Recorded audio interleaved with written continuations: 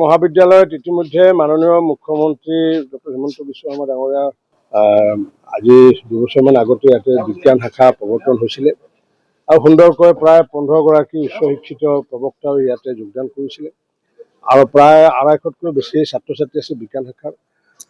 এওঁলোকে কলেজ কৰ্তৃপক্ষই এওঁলোকে এটা সুন্দৰ 50 লাখ টকা ব্যয় সাপেক্ষে বিজ্ঞান পৰীক্ষাগাৰ এটা নিৰ্মাণ কৰি উলিয়াইছিলে আৰু এইটো মই আজি আনুষ্ঠানিকভাৱে উদ্বোধন কৰিবলৈ পাই মই নথৈ আনন্দিত কাৰণ কিয় মই যেহেতু নিজে বিজ্ঞানৰ ছাত্ৰ আছিলোঁ আৰু সেইকাৰণে মই আজি বিজ্ঞানৰ ফেকাল্টি মেম্বাৰসকলক মই আহ্বান জনাইছোঁ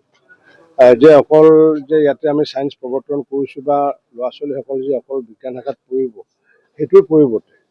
যাতে ডেডিকেটলি যাতে ইয়াৰ পৰা যাতে ভাল বিজ্ঞানৰ ষ্টুডেণ্টৰ ভাল প্ৰডাক্ট যাতে উলিয়াব পাৰে তাৰ কাৰণে নিজৰ অকণমান অতিৰিক্ত সময় ব্যয় কৰি হ'লেও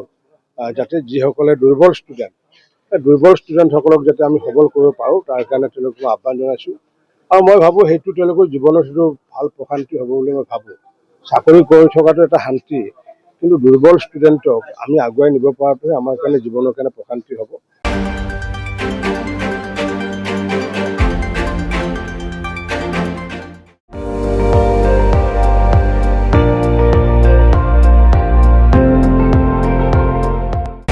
আপুনি চাই আছে ND24